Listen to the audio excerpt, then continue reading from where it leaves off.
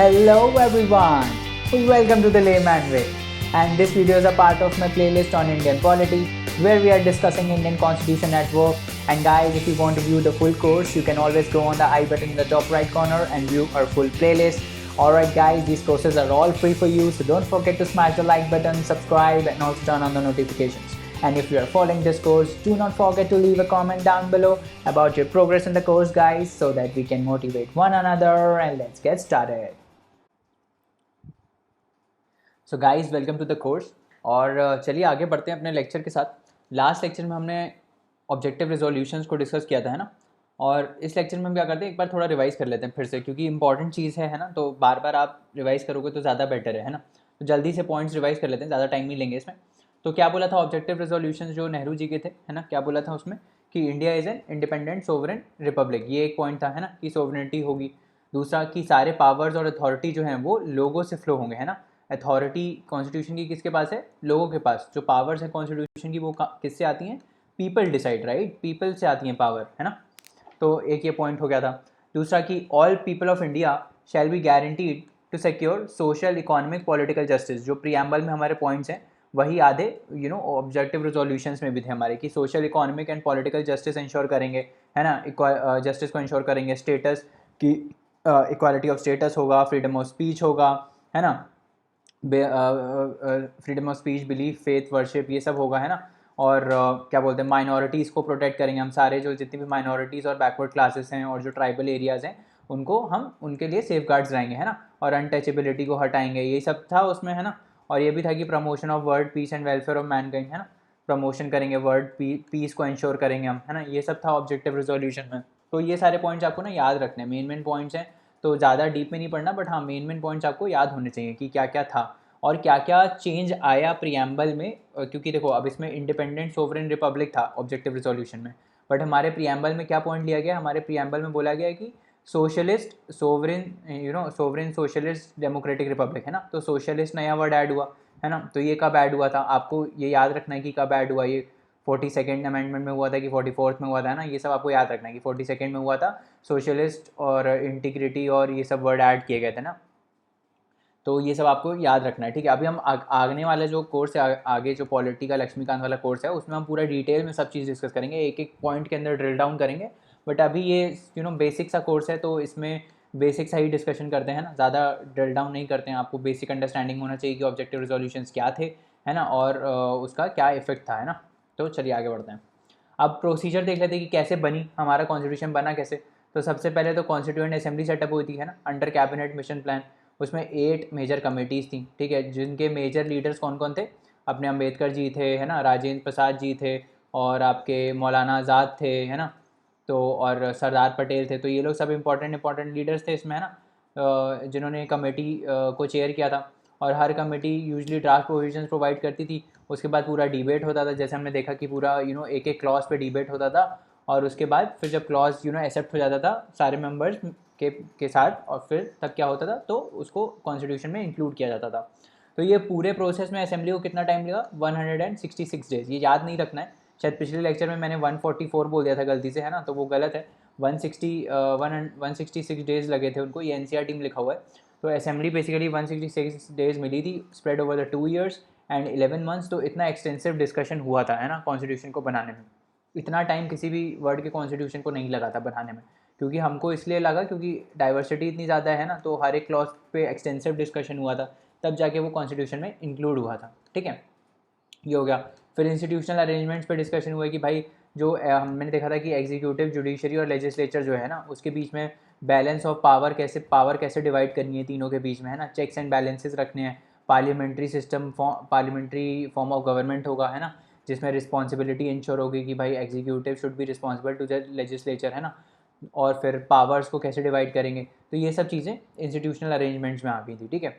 और कुछ हाँ, ये भी बहुत इंपॉर्टेंट है, कुछ जो प्रोविजंस हैं वो हमने बाकी कॉन्स्टिट्यूशन से भी बोरो किए हैं, है ना। जैसे हमने अमेरिका से कुछ बोरो किया है, हमने ब्रिटेन से कुछ बोरो किया है, आयरलैंड से कुछ बोरो किया है, ऑस्ट्रेलिया, कनाडा, इन सब कॉन्स्टिट्यूशन से हमने ना बहुत सारी अच्छे पॉइंट्स जो हैं वो हमने बोरो किए। अम्बेडकर जी ने इनको क्या बोला था कि रैंक सैंकिंग of the provisions of the constitution, मतलब सारे अच्छे पॉइंट्स उठा के हमने अपने कॉन्स्टिट्यूशन में जो है वो इंक्लूड कर दिए थे, ठीक है। तो अभी हम आगे देखते हैं कि कौन कौन से प्रोविजन थे, ये भी पूछ लेते हैं कि कौन कौन से प्रोविजन थे, ये कहाँ से उठाए हैं, ठीक है। तो ब्रिटिश कॉन्स्टिट्यूशन से हमने क्या क्या लिया है। ब्रिटिश कॉन्स्टिट्यूशन से पहला हमने लिया है first pass the post.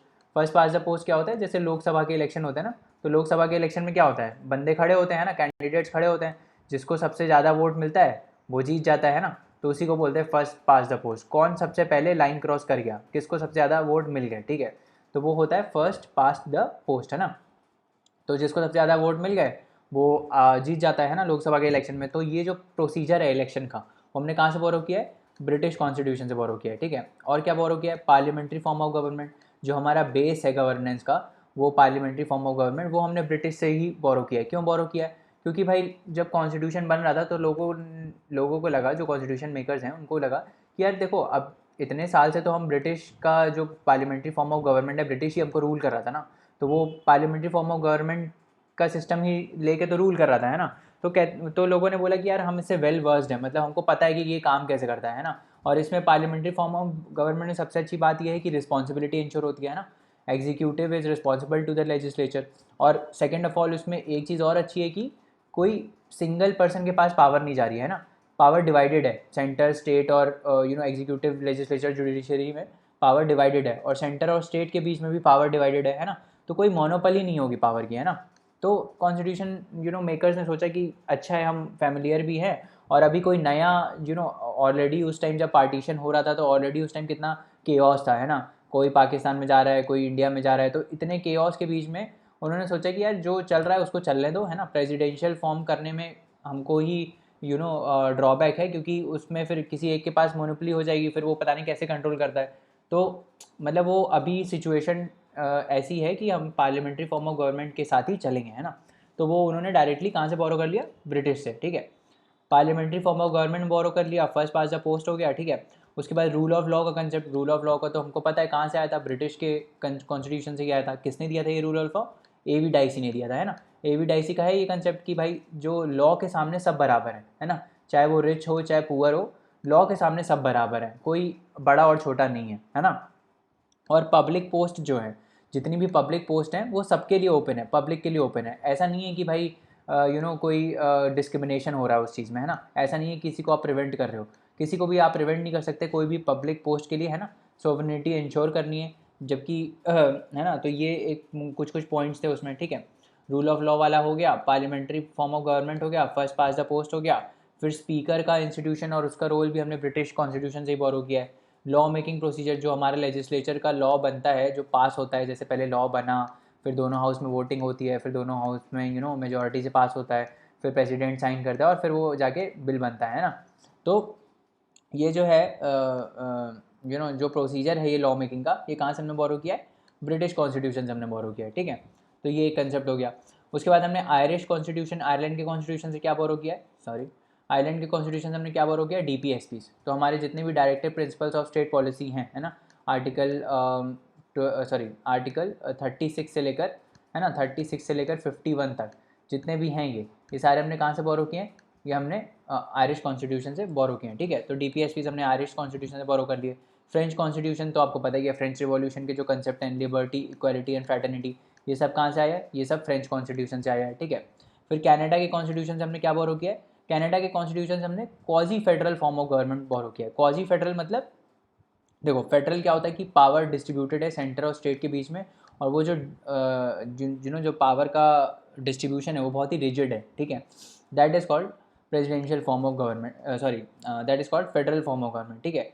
But India जो है ना, इंडिया में क्वाजी फेडरल है। क्वाजी फेडरल मतलब कि ऐसा फॉर्म है जिसमें सेंटर बहुत स्ट्रॉन्ग रहता है, ठीक है। सेंटर को ज़्यादा पावर दी गई है, ठीक है, स्टेट्स को कम पावर दी गई है, ठीक है। That is called quasi federal. अब जैसे यूएस आप देखोगे तो यूएस परफेक्टली फेडरल है। यूएस में क्या है कि स्टेट्स हैं, ऐसे 50 स्टेट्स हैं, है ना, 50 स्टेट्स ने आके कॉन्स्टिट्यूशन बनाया है एक बड़ा सा, ठीक है। तो वहाँ पे क्या है, वहाँ पे जो सेंटर है वो इतना स्ट्रांग नहीं है, ठीक है, मतलब उसकी पावर्स भी जो हैं वो बराबर हैं जितनी स्टेट्स की हैं, ठीक है। तो एज अ जो सेंटर पे पावर है वो बराबर है जो स्टेट्स पे पावर है। बट इंडिया में ऐसा नहीं है, इंडिया में सेंटर के पास ज़्यादा पावर है, स्टेट्स के पास कम पावर है ना। सेंटर्स को ज़्यादा सब्जेक्ट्स दिए गए हैं, स्टेट को कम सब्जेक्ट दिए गए हैं, ठीक है। तो पावर सेंटर के पास ज़्यादा है इंडिया में, है ना। स्टेट्स के पास जो पावर है वो दैट इज़ कंपैरेटिवली लेस। तो इसको जो हम बोलते हैं, इस फॉर्म ऑफ गवर्नमेंट को हम क्या बोलते हैं, क्वाजी फेडरल। मतलब फेडरल तो है बट सेंटर को ज़्यादा पावर है, स्ट्रॉन्ग यूनिटरी स्ट्रक्चर है, मतलब कि सेंटर को ज़्यादा पावर दी गई है, सेंटर ज़्यादा कंट्रोल कर सकता है स्टेट को। समझ में आ रहा है?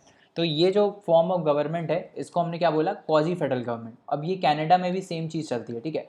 कनाडा में भी सेंटर बहुत ज़्यादा स्ट्रॉन्ग है और स्टेट्स के पास कम पावर है, ठीक है। तो ये हमने कहाँ से बोरो किया है, ये हमने कनाडा से बोरो किया है।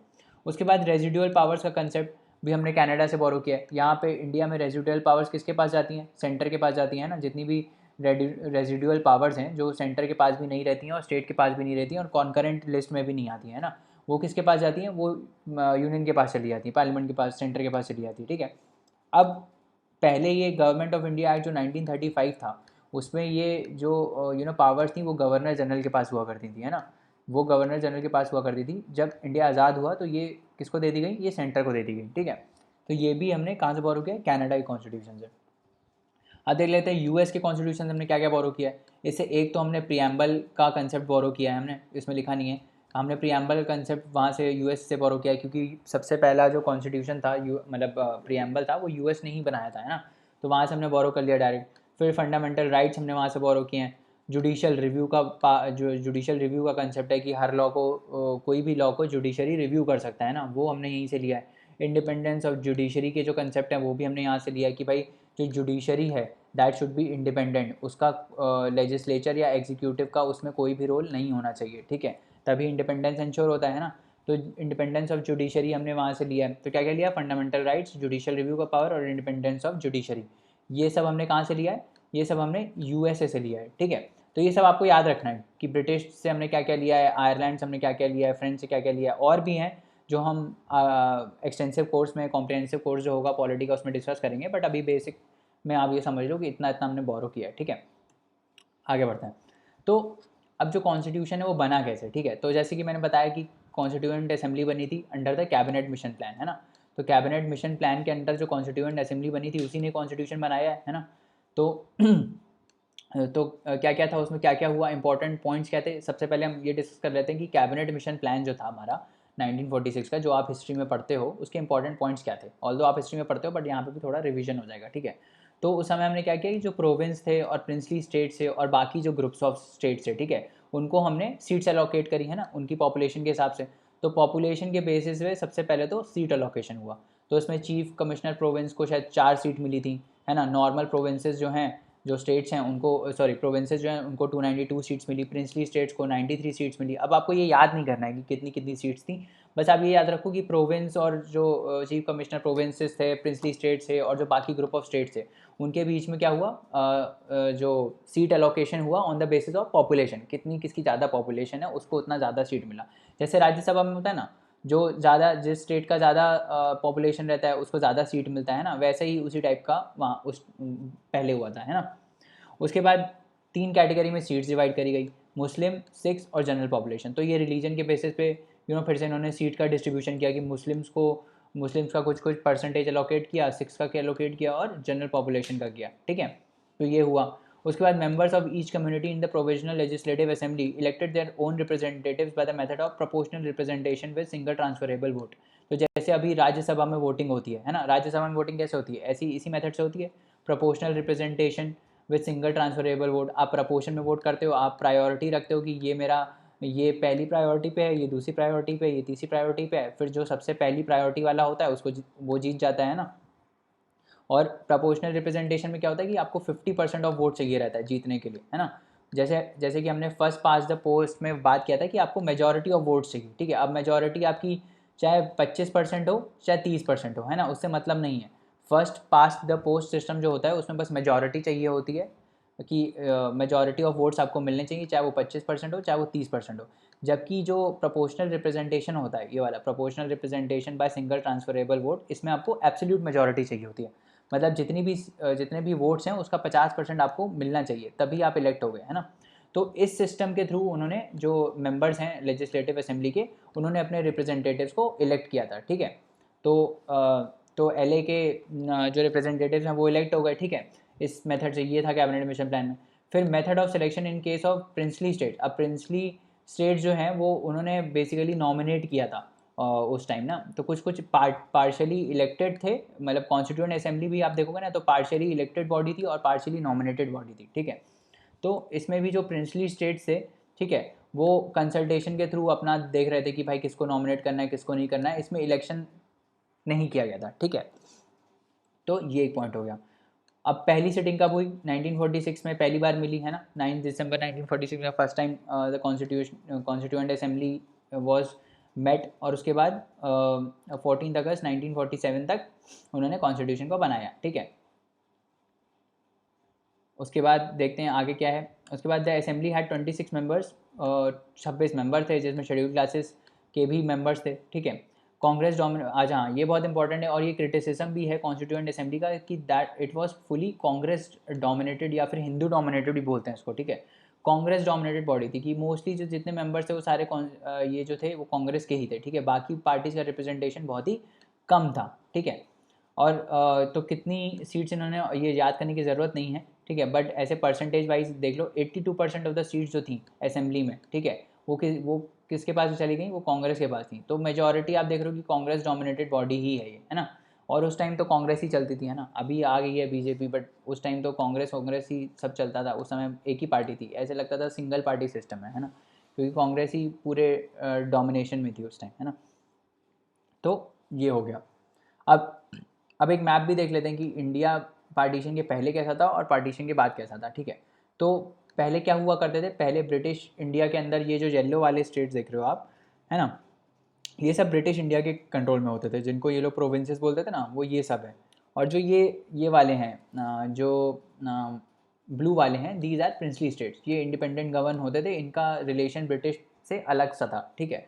तो ये येलो वाले पे तो डायरेक्टली ब्रिटिश रूल करते थे, बट ये जो थे इनके ऊपर किंग्स के थ्रू करते थे, है ना। जैसे जम्मू कश्मीर हो गया, जूनागढ़ हो गया, हैदराबाद हो गया, मैसूर हो गया, है ना, ग्वालियर हो गया, तो ये सब जो थे ये सारे प्रिंसली स्टेट्स थे, ठीक है। तो जस्ट एक बताने के लिए आपको है कि कैसा था सिस्टम। अब आगे बढ़ते हैं और फंडामेंटल राइट्स के बारे में बात करते हैं कि जो फंडामेंटल राइट्स हैं हमारे इंडियन कॉन्स्टिट्यूशन में, कि फंडामेंटल राइट्स क्या हैं, है ना। तो फंडामेंटल राइट्स में अगर आप देखोगे तो 6 ग्रुप्स में डिवाइडेड है। Right to equality, right to freedom, right against exploitation, right to freedom of religion, cultural and educational rights, और फिर एंड में आता है कॉन्स्टिट्यूशनल रेमेडीज़। एक एक करके हम सबको देखेंगे कि क्या है, क्या कौन कौन से राइट्स में कौन कौन से ग्रुप आते हैं, ठीक है, ये सब हम देखेंगे।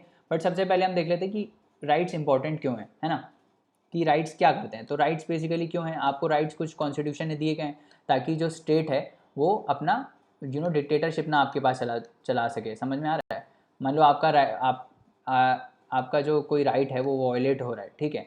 मान लो आपको दिया गया राइट टू लाइफ, है ना, अब कल को आके स्टेट आपको मर्डर कर दे तो क्या होगा? मतलब ये तो आपका वॉयलेशन हो गया ना, आपको जेल में ज़बरदस्ती डाल दिया गया, ठीक है। These are violations of rights, ठीक है। तो कॉन्स्टिट्यूशन ने कुछ आपको बेसिक राइट्स दिए गए हैं ताकि जब भी स्टेट, है ना, जब भी स्टेट उनको ब्रीच करे तो आप जाके सुप्रीम कोर्ट, हाई कोर्ट, इन सब कोर्ट्स में जाके आप कंप्लेन कर सको, ताकि स्टेट्स का पावर जो है वो चेक में रहे। ऐसा ना हो कि अनलिमिटेड पावर एक्सरसाइज कर रहा है स्टेट, ठीक है। टिरेनी ऑफ द एग्जीक्यूटिव नहीं होना चाहिए, ठीक है। तो ये इंपॉर्टेंस है राइट्स का, है ना। कि बिल ऑफ राइट्स क्या है? List of rights mentioned and protected by the constitution. It prohibits the government from this acting against the rights of the individuals and ensures a remedy in case there is a violation, ठीक है। तो government के against protect करता है कि कोई आर्बिटरीनेस नहीं होनी चाहिए वर्किंग ऑफ द कॉन्स्टिट्यूशन में, है ना। ऐसा नहीं हो चाहिए कि गवर्नमेंट अपनी मन मर्जी कर रही है किसी भी चीज़ में, है ना। तो ये चेक इंश्योर करता है। और फिर आप अगर वो वॉयलेट हो रहा है तो आप कहाँ जा सकते हो? कोर्ट वोर्ट जा सकते हो कंप्लेन करने की भाई मेरा वो राइट वॉयलेट हुआ है, तो फिर कोर्ट अपने आप गवर्नमेंट को सीधा करता है ना। तो ये होता है और ये सब कॉन्स्टिट्यूशन में दिया गया है ना। तो constitution itself ensures that they are not violated by the government, ठीक है। And ordinary legal rights are protected and enforced by ordinary law. Fundamental rights and protected are guaranteed by the constitution. तो जो आपको fundamental rights मिले हुए हैं, है ना, जो फंडामेंटल राइट्स आपको मिले हुए हैं that are guaranteed by the constitution, है ना। Sorry, they are guaranteed by the constitution itself. और कुछ कुछ ऑर्डनरी राइट्स भी हैं, है ना, जो स्टैट्यूटरी राइट हैं, जैसे राइट टू वोट वगैरह है ना। तो ये सब भी जो है वो प्रोटेक्टेड है, ठीक है। उसके लिए आपका सुप्रीम कोर्ट है या कोर्ट पे आप जा सकते हो, ठीक है।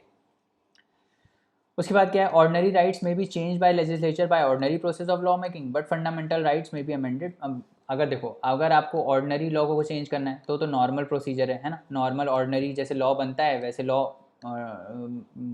मतलब लॉ डिलीट भी हो जाता है वैसे ही, ठीक है। तो ऑर्डिनरी लॉ जो है उसको आराम से जो पार्लियामेंट है वो चेंज कर सकता है, ठीक है। बट फंडामेंटल राइट्स को चेंज करने के लिए, फंडामेंटल राइट्स को चेंज करने के लिए आपको कॉन्स्टिट्यूशन को अमेंड करना पड़ता है, ठीक है। अब कॉन्स्टिट्यूशन को अमेंड जब आप करते हो तो आप उसमें क्या करते हो, दोनों हाउस से सेपरेट परमिशन लेते हो। लोकसभा को भी वो पास करना पड़ेगा 2/3 मेजोरिटी से, राज्यसभा को भी वो 2/3 मेजोरिटी से पास करना पड़ेगा, तब जाके जो कॉन्स्टिट्यूशन है वो क्या होता है, वो अमेंड होता है ना। तो जब कॉन्स्टिट्यूशन अमेंड होता है, मतलब फंडामेंटल राइट्स इसीलिए बहुत ज़्यादा इंपॉर्टेंस कॉन्स्टिट्यूशन ने दिया गया कि इसको चेंज करने के लिए आपको पूरा कॉन्स्टिट्यूशन अमेंड करना पड़ेगा, ठीक है। तो जनरली ये अमेंड नहीं होते जनरली, ठीक है। नॉर्मल प्रोसीजर में क्या होता है कि नॉर्मल प्रोसीजर में आप जैसे लॉ बनाते हो वैसे उसको हटा भी सकते हो, ठीक है। तो ऑर्डिनरी राइट्स अलग होते हैं, फंडामेंटल राइट्स अलग होते हैं, ठीक है। अब जुडिशरी के पास पावर है, किसको पावर दी गई है फंडामेंटल राइट्स को प्रोटेक्ट करने के लिए, जुडिशरी को। तो जुडिशरी क्या कर सकता है, जुडिशरी जुडिशियल रिव्यू कर सकता है। अगर आप कोई ऐसा लॉ बनाया लेजिस्लेचर ने जो फंडामेंटल राइट्स को वॉयलेट कर रहा है, तो जुडिशरी उसको रिव्यू करके क्या करेगा, स्क्रैप कर देगा, बोलेगा दिस इज अनकॉन्स्टिट्यूशनल, आप नहीं कर सकते इसको, है ना। तो ये सब कॉन्स्टिट्यूशन में दिया गया है ना। और ये जो राइट्स हैं, ये सारे जो राइट्स हैं, right to equality, freedom, exploitation के अगेंस्ट, ये सारे ना एब्सोल्यूट राइट्स नहीं है, ठीक है। मतलब ऐसा नहीं है कि राइट टू फ्रीडम ऑफ, जैसे कि मैं पहले बता रहा था कि right to freedom of speech है तो आप किसी को जाके अब्यूज़ कर रहे हो, है ना, पब्लिक में जाके, ठीक है। तो वो राइट टू फ्रीडम नहीं है, ठीक है। फ्रीडम ऑफ एक्सप्रेशन का ये मतलब नहीं है कि आप कॉन्स्टिट्यूशन के खिलाफ चिल्लाओगे कि भारत तेरे टुकड़े होंगे, इस टाइप से आप नहीं कर सकते, है ना। This is wrong, these are not absolute rights, ठीक है। तो जैसे अब गवर्नमेंट क्या करती है, गवर्नमेंट कुछ कुछ रेस्ट्रिक्शंस पुट करती है, ठीक है, ताकि ये मतलब ऐसे एब्सोल्यूट चीज़ ना बने, ठीक है। राइट टू मूवमेंट का मतलब ये नहीं है कि आप कितने भी टाइम पे किसी के भी घर ताला तोड़ के जा सकते हो, है ना। That is not the right to movement, है ना। और जैसे राइट टू सेटल है, तो राइट टू सेटल में भी ऐसा मतलब नहीं है कि आप किसी ट्राइबल एरियाज़ में जाके अपना घर बना लिए, है ना, ऐसा नहीं होता है। ट्राइबल एरियाज़ को प्रोटेक्ट करने के लिए गवर्नमेंट ने रेस्ट्रिक्शंस रखे हुए हैं, ठीक है। तो आप ये नहीं बोल सकते कि यार मेरे पास तो राइट टू सेटल है तो मैं कहीं भी जाके सेटल हो सकता हूँ, ठीक है। तो ये गलत चीज़ है। तो ये कुल मिला के कहने का मतलब ये है कि ये एब्सोल्यूट राइट नहीं है, इस पर लिमिट है, दीज आर लिमिटेड राइट्स, ठीक है। तो चलिए दोस्तों, आज के लिए इतना रहने देते हैं। नेक्स्ट लेक्चर में और कंसेप्ट्स को पढ़ेंगे। जाने से पहले लाइक शेयर सब्सक्राइब ज़रूर करें, अपने दोस्तों को रिकमेंड करें। अपनी क्वेरीज़ आप हमको queries@thelaymanway.com पे भेज सकते हैं, जहाँ पे हम आपका रिप्लाई इंस्टेंटली करेंगे। और पढ़ते रहिए, हार्डवर्क करते रहिए, है ना। अगले लेक्चर में मिलते हैं। Thank you, bye bye, take care.